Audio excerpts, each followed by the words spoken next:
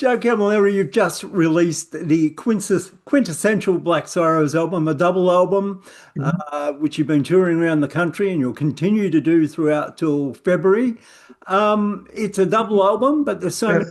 so many tracks you could have placed on the record. What was the process in choosing the tracks? Well, I did this in January, and we had just finished the way we do business, that just come out. And I was trying to put together a collection of songs that liked each other, not necessarily my favorite songs or Nick's favorite songs, and I kind of made the mistake. Never make this mistake. Never tell 10 people what they like that you've got. And so if you give people, why don't you put this song? Oh, I don't like that song. You know, take that off, take that off. So you got to end up, you got to please yourself. And I figured that if you put the needle on the groove and you get to the end of the record and you turn it over, there's something quite nice about that. Instead of getting up at track three and saying I can't cope with this one. Um, so I was hoping to achieve that, and that's how I came up with the songs. It was a long list, short list, and it became shorter. Then I wanted to do 24 tracks, and I thought that was much too many. Um, and I thought, well, what about the fingerprint of everybody that's been, you know, a process of this wonderful band called the Black Sorrows. Let's see if I can gather that as part of the information. And I thought I did a pretty good job on that. Yeah. And here's the thing too, I could have left What a Difference a Day Makes out.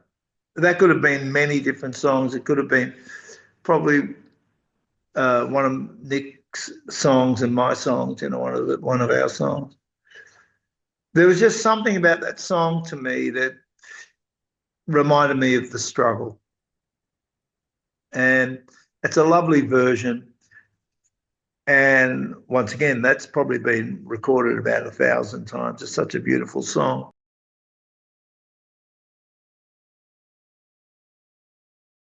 Why did you decide to end the album with that?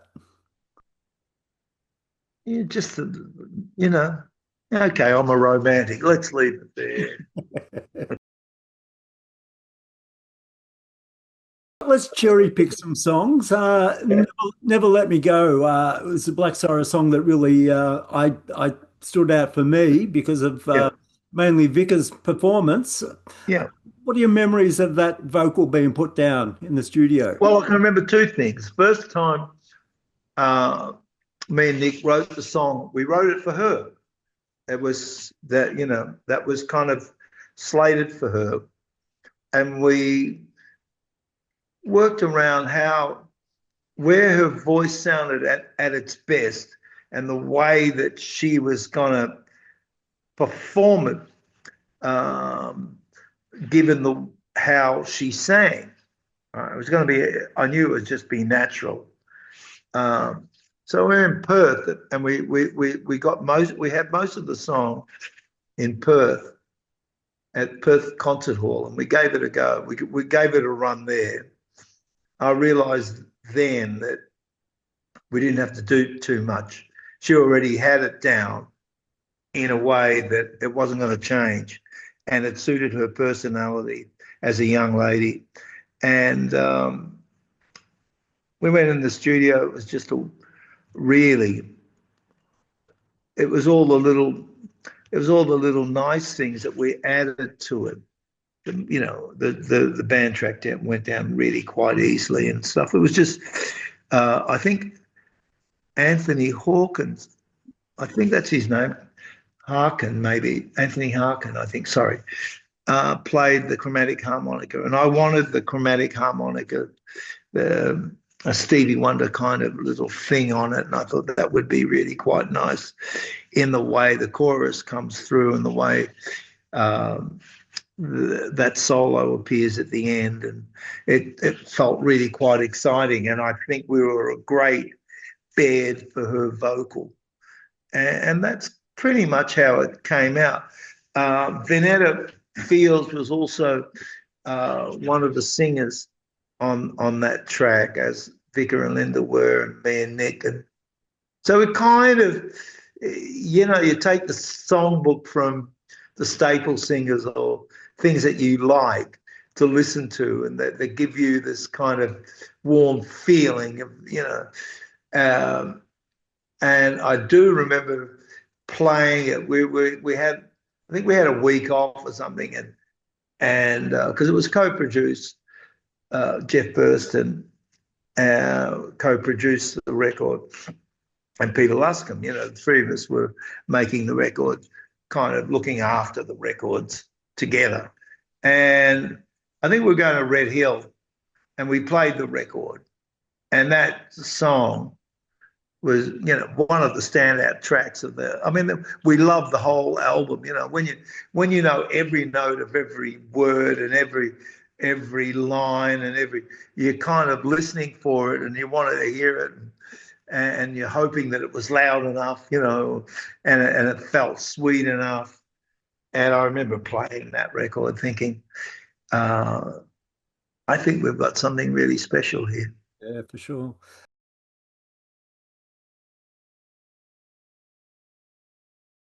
Well, that was great, but I mean, Tony played on a few songs off The Way We Do Business. I wanted him to be on the record because he played slide, but he doesn't play open tune slide. So he plays normal tuning guitar slide, which is kind of, a lot of people do that because they can't be bothered doing whatever it is they do.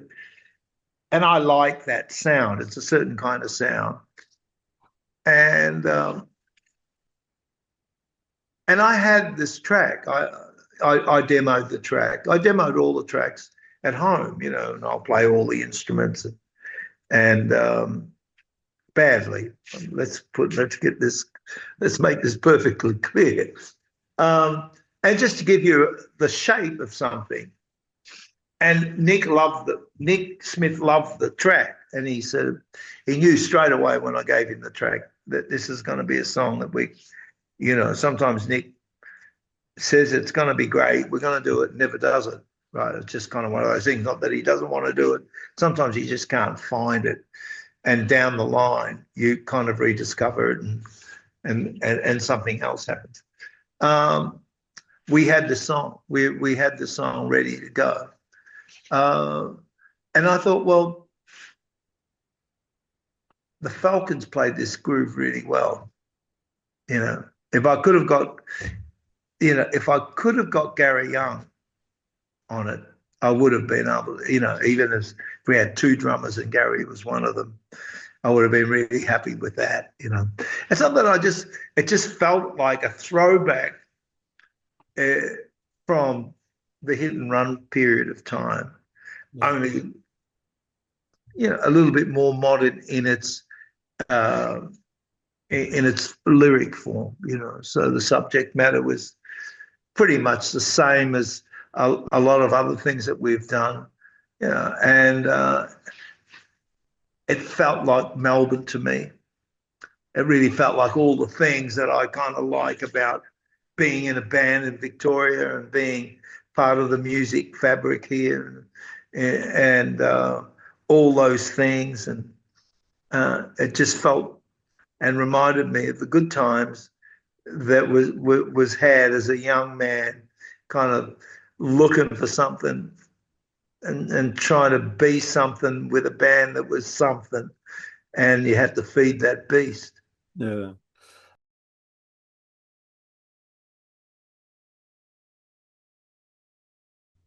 Well, Nick had that. I gave him the music for that like 2 years before we ever recorded it. And he kind of, because he's an archiver, Nick, he's almost, you could almost say he had a photographic memory. And he found this tape, and I didn't. He said, "This is an incredible song. You kind of written this incredible song, Joe." I said, I can't remember it, Nicky. You know, I can't remember it. And he said, well, you know, I've written these lyrics, Cold Grey Moon. And then I started putting the nuts and bolts together. And I wanted it to have this beautiful string arrangement. I thought it just deserved it. You know, it was crying out for something like that.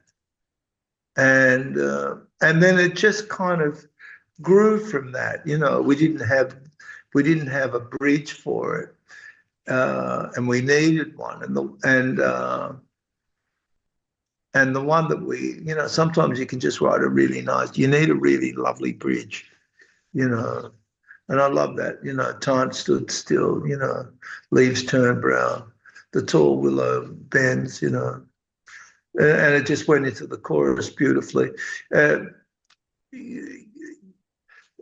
There's that feeling when you hear Burt Bacharach and how he arranges things and how things just kind of open up like that. I wasn't trying to copy that. I was just being inspired by those things, and you know, the way the trumpet comes in. It was a flugelhorn, and that's just a pretty sound. And it's such a sad song, but you know, it was one of the better songs on that album. Stylistically, are there any rules? No rules. No rules. No rules? No rules. Because why bother? That's kind of saying retire. Why bother? There's no need to retire. You just stop doing stuff. Carry on, you know. But I got home from Sydney. I brought 5 albums, all different, you know. I just want to be inspired by the music. I want it to go from the record player to the piano in a way, you know, and then not do what I just heard but it just says, you know, here's a canvas. Why don't you strike, you know, give it a flick, do something, be inspired. There's so much to be inspired by. If it gets you to the piano, you got a chance, you know. You got a chance, or the guitar. I normally write on the piano now because I can still play with my elbows. You know, like I can still get a little something. No, it's just an interest. It's a better option for me. If I can use my left hand a little bit, I can't play the piano, which is great about trying to play the piano, because you know, once again, nothing's sacred. What sounds good is good. You don't really want to kind of go through that. If it can take you somewhere, you know, more often than not, I just hit a brick wall. But sometimes there's something, the universe gives you something, you know, and in a way, you know, you've been working towards finding it. It's kind of like writing a song and it just falls out of the sky and say, wow, you know, that's a 10-minute song. But you don't realize you've been probably mining that area for about 20 years. And it just, you know, it falls into place. And then you kind of working on another song, and it's just like a really bad hair day. Do not crack a gag. You're not getting, you know, it just won't finish. You can't finish it. It won't do. That's as far as it goes. And then somewhere down the line, you find a way in. The beauty of anything that you do is trying to find a way out. More often than not, you can find a way in. Yeah, and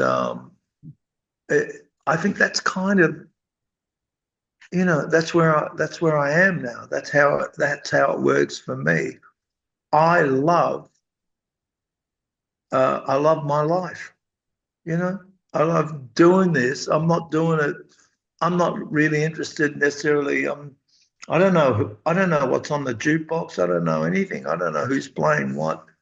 I hear music sometimes. I don't know if it's modern or, I know there's a new country sound, which is kind of country and hip hop or something. I hear that occasionally when I'm touring. Um, that's all I know. I don't know. I just know people are writing songs. The good ones are good. Hopefully they stick, and hopefully that um, I'll continue along my merry way for as long as I can, making better songs. I don't want to. I certainly don't want to write the songs that we've written, rewrite them. There's something about though. There is something about music as just um, without the lyric. They're just music. Like you know, uh, there you can sort of interplay with that, I guess, and make those textures really quite interesting. And sometimes that could give you something and lead you somewhere that you've never been before. I look forward to those moments. Yeah. A couple more tracks and we'll let you go. The Crack Up, that Yeah. guitar hook, did that come first or the song? Oh, I can't remember that really. I can't. I can remember recording it. I'm going to have to default to that and say Jeff Burson created that because there's a drop D involved, right? And I've used the drop D on a couple of snakeskin shoes. It's got the drop D in it as well, which is kind of really good if you're playing in D. And I got a feeling, the song came first, and we had that really nice chorus, hope I ain't got time long to wait for the crack up. Hope you don't arrive too late for the crack. I thought that was kind of pretty good, but because then you go into the verse. It's an old trick to start with the chorus, but we needed a thing, and I think that um, Jeff would have had that. I think I'd give him credit. No fee.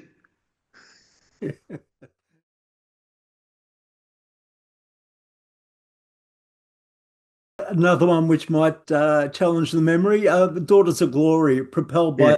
by the drum parts. Was that Luscombe on that one? Yeah, that was Peter on that. Um, that was a funny thing. We tried to. I don't want to take up too much of your space, but we just come off a record, which was A Place in the World, and that was me and Nick writing together for the pretty much the start of which was on the third album, which was around 85 or something like that, and we were able to get a whole bunch of songs together, and Daughters of Glory was one of them. And I decided that I wanted to make a record that wasn't in a kitchen, which was A Place in the World, and they had ADATs. I wanted to use 2-inch tape, and I was going to, and I wanted to do what I could. And studios in those days were like $2,000 a day, $350 for a reel of tape. So there was so we're trying this in a studio in Carlton, and it just didn't come off. Couldn't get it to work. We got a couple of other songs. I think Tin Gods, that might have been a song that we got from the Carlton studios.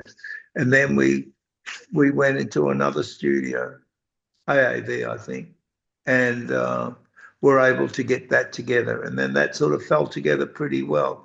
At that time, the band had really shifted.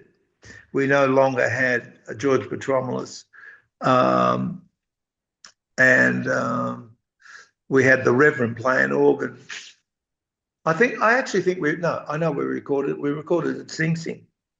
I remember that because the Reverend he was playing, and he's able to play a Hammond and push it over to the side and hold it with one hand. I mean, they're heavy, it's a heavy piece of furniture, and play. And he's playing the solo like that. All the drinks are falling off the top of the cabinet, and he's rocking away. And that was Peter Luscombe's idea to play the cowbell at the start, and the groove. We had the groove, and we had the song. It's funny how songs kind of work. When they just work on an acoustic guitar or something like that, they just work, and then all the oddments and all the condiments, and all the barnacles start sort of forming around it. Yeah. So the album was released on 24th. It's out now. Yeah. You're touring it through Feb. What are the plans for 2026? Well, I've kind of written at the moment. I've got something like 16 songs ready. I've got a Bakelite radio record in ready for release, which I'm not sure if I should add some more songs to that or not. I've had it for a while. So we're ready. I don't know how Nick is feeling. I haven't spoken to Nick for a little while. And so I just gave him a few songs to work on. And if he's up for it, I've been writing the lyrics I write lyrics anyway. So, but of course we get to the point where you do that and I'll look after this, I'll do the nuts and bolts. You do that bit, you be the poet, I'll be the grave digger. So there's plenty of new music for us. I'm hoping that people will rediscover some of the things we've done in the past, but also enjoy, our journey. And I think that the Quintessential really does help do that. Yeah. Any updates on the stolen gear? No, it's kind of good. My theory was, the idiot that I am, if only they could have stolen it when the record came out, would have had, I think I'd have a number one. But I had so much goodwill. So that's, that's joyous, isn't it? Yeah. And you kind of believe in humanity in a good way, because they're things, they're nice things, and I miss them, but they're just things at the end of the day. Yeah.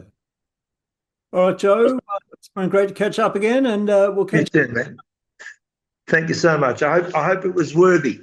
It certainly was. Okay, man. Thanks. I'll see you again.